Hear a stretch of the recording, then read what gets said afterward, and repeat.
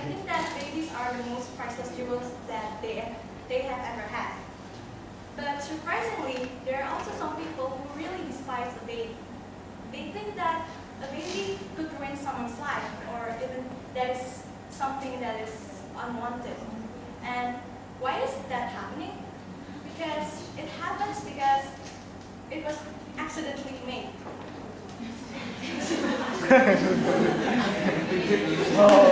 Before I start my Before I start my speech, I want to tell you guys a story. It was happening when I was in high school. I have a senior who is also my friend, and she's 1 year older than me. But unfortunately, she's having an accidental pregnancy. And then she wanted to get rid of the baby. But because my school is really strict of the religion views, and my principal is also work as a sister, she's prohibited to have an abortion.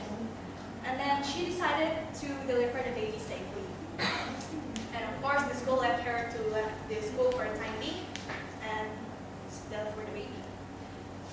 And to prepare herself to taking care of the baby, her parents bought her a robot, which is really similar to a life-size baby. And it was given to her to make herself ready before the baby is born. And this robot is called Infant Simulator. I'm sure guys you're wondering what is Infant Simulator. I'm going to tell you what Infant Simulator is, how does it work, and what is the purpose of this technology. And what is Infant Simulator? Infant Simulator is a life-size robot baby with realistic computerized responses, and it allows people to experience what a real-life baby care is about. It was created in 1993 by Richard Germany.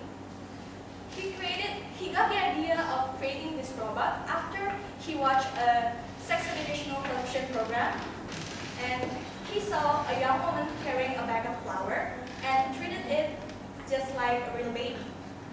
And he saw that the young woman impersonate how to take care of the baby properly. But a bag of flour, as he noted, cannot make a noises or even cannot cry at night. And then his wife said that, why don't you make one that could cry at night? So he got an idea to make a baby that could cry at night. Not a real baby, but a robot baby. And he created the baby with a height of 20.5 inches.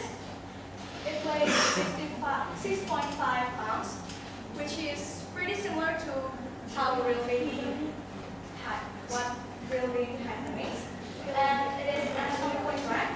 And it is also good tape for both sexes and all the races. How does these things work? So, Infant Simulator works for 24 hours a day with an internal computer system. And with this system, it will make realistic responses, such as crying, burping, cooing, or even laughing, and so on.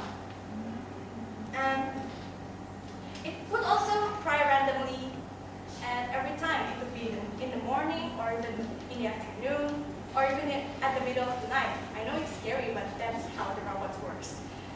And but it could be adjusted if it's too annoying. It could be adjusted by changing out the settings.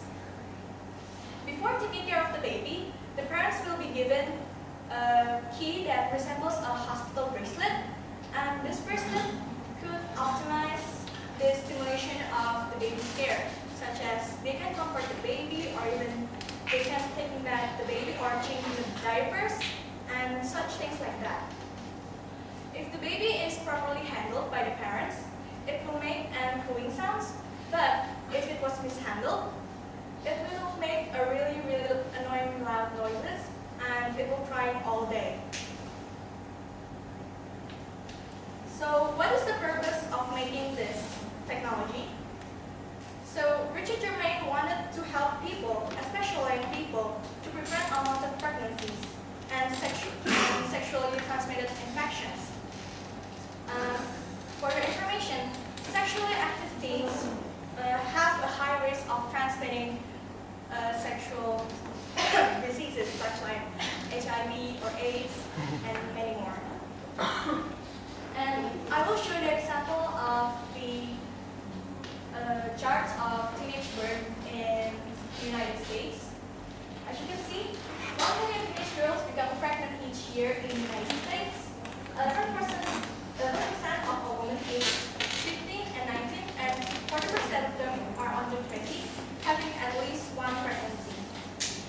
55% of them end in birth, 31% end in abortion, and 14% end in miscarriage.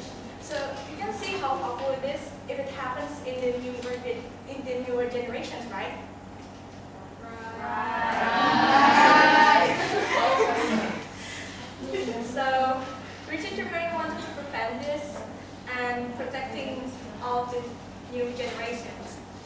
And this infants in nature also become one of the parental curriculum in United States, especially in junior high school and senior high school. So to conclude this, I have to tell you guys about what is the infant simulator, how does it work, and the purpose of this technology. And I want to say that having a baby is not a really simple thing to do because it needs a lot of preparations, efforts, love, and affections.